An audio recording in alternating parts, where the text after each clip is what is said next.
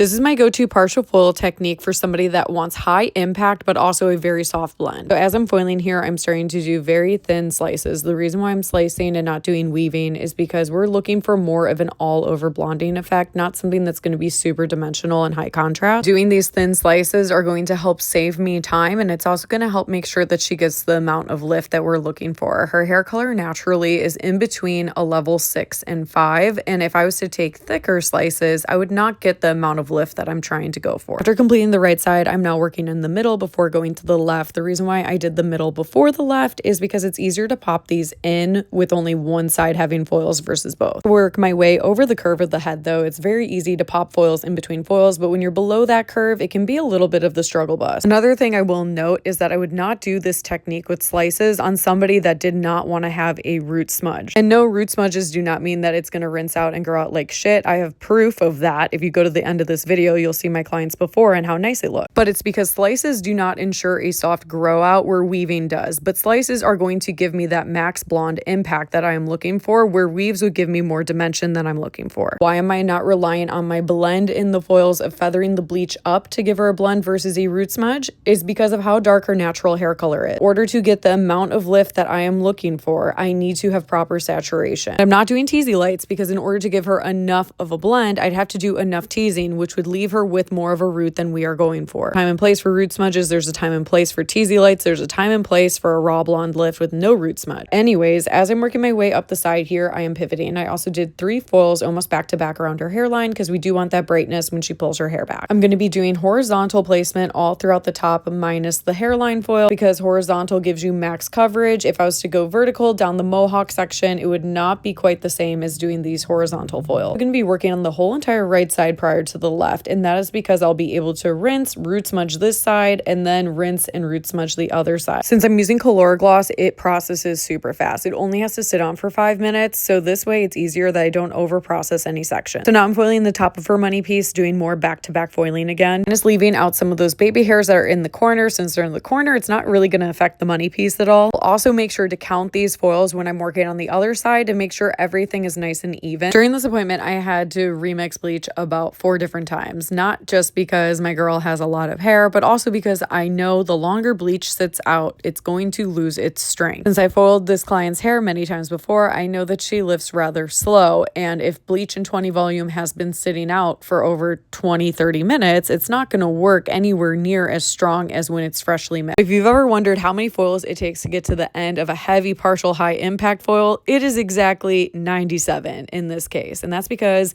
that pack of foils was exactly 100 and I had 3 reindeer left over. Tot is officially going to start charging $10 per foil because we think we might be able to retire one day if we do that. Formulation Master had me mix up Olga Color Gloss 7N, 7AI, 7VV, and 8A for her root smudge, all equal parts with 7 volume. I know it's a lot of colors, but hey, it made a beautiful smudge and we had it sit on each section for about 5 minutes. Also did a healthy trim, blow dry, and some curls. As promised, this is her before. As you can see, it's not like her root smudge just fell out of her hair and faded out like absolute shit. And these are her final results.